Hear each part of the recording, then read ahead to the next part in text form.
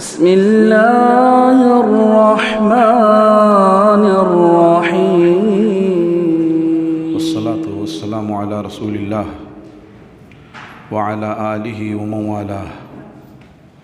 اما بعد۔ درس میں بات یہ چلی تھی کہ غزوہ بدر کے بعد چھوٹے چھوٹے کچھ واقعات پیش آئے، لیکن بڑا واقعہ جس نے قریش کو بالکل آگ بگولا کر دیا وہ سریہ قردہ یا سریہ قرود تھا کہ اب جو ہے ایک قافلہ، تجارتی قافلہ انہوں نے نجد کے راستے سے شام بھیجا تھا۔ مدینہ سے تو اب ڈر گئے تھے، نجد کے راستے سے شام بھیجا، اور رسول اللہ صلی اللہ علیہ وسلم کو جب خبر لگی تو آپ نے زید بن حارثہ رضی اللہ عنہ کی قیادت میں 200 مجاہدین بھیجے اور انہوں نے جا کر کے ان کو دبوچ لیا۔ مرد تو بھاگ گئے لیکن اس کا رہنما مل گیا اور تقریباً 1,00,000 درہم مال غنیمت ہاتھ آیا، تو اس سے ان کی کمر بھی ٹوٹی اور ان کو غصہ آیا۔ چنانچہ ابو سفیان نے رضی اللہ عنہ بعد میں ہوئے، وہ ابو سفیان نے جو ہے اب جنگی تیاری اور تیز کر دی اور رضائی یعنی کہہ لیجئے کہ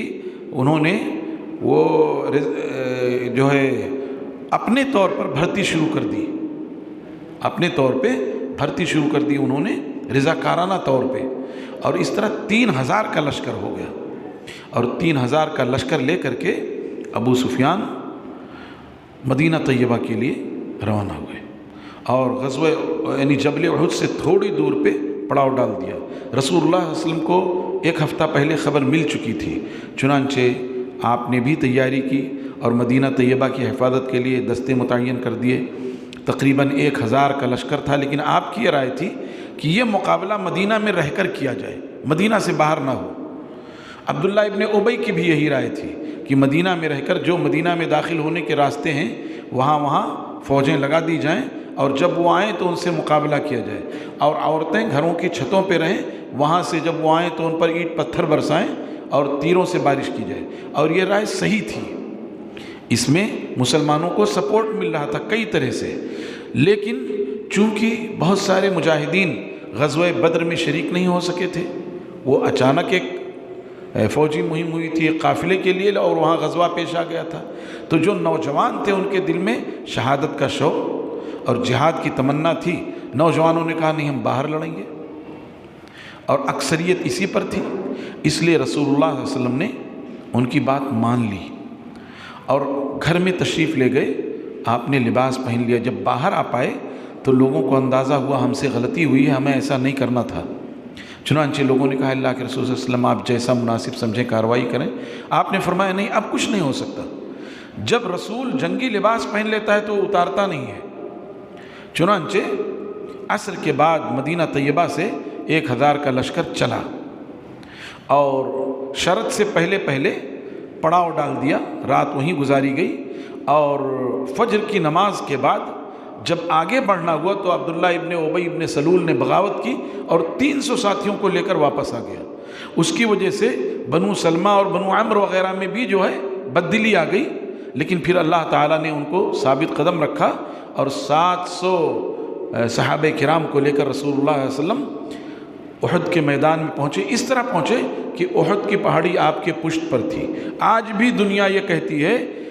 کہ جنگ کے دفاعی ماہرین یہ کہتے ہیں کہ رسول اللہ صلی اللہ علیہ وسلم سے بڑھ کر دفاعی پالیسی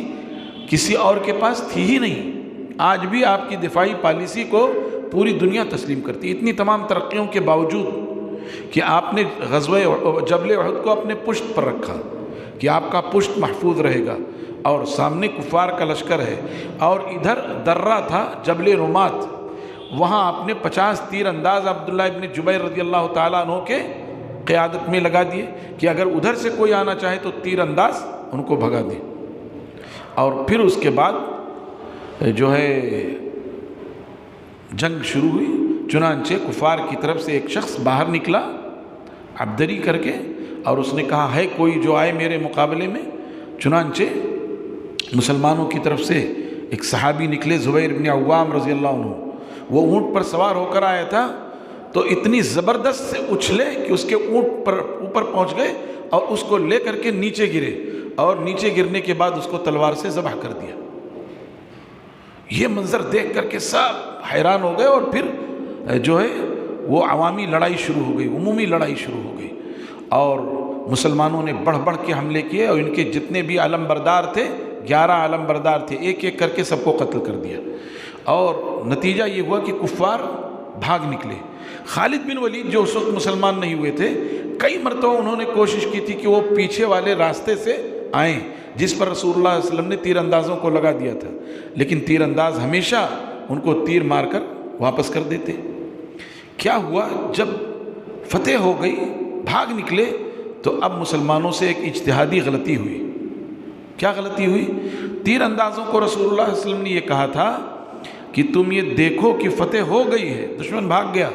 تب بھی تم یہاں سے ہلنا نہیں، اور یہ دیکھو کہ مسلمانوں پر دشمن فاتح ہو گیا، مسلمان شکست کھا گئے، اور مسلمانوں کا مسئلہ ہو رہا ہے، کوے ان کے لاش نوچ رہے ہیں، تب بھی تم نہیں ہلنا یہاں سے۔ ایسی تاکید آپ نے کی تھی، لیکن اب اجتہادی غلطی ہوئی تیر اندازوں سے۔ عبداللہ ابن جبیر رضی اللہ تعالیٰ عنہ سمجھاتے رہے کہ نہیں، رسول اللہ صلی اللہ علیہ وسلم کا یہ فرمان ہے، ہلنا نہیں ہے، لیکن لوگ یہ دیکھ کر کے کہ اب فتح ہو گئی، اب مال غنیمت اکٹھا کیا جا رہا ہے، چلو چل دیے، صرف 10 تیر انداز بچے، اور خالد بن ولید کو اسی موقع کی تلاش تھی۔ خالد بن ولید ادھر سے چکر کاٹ کر آئے،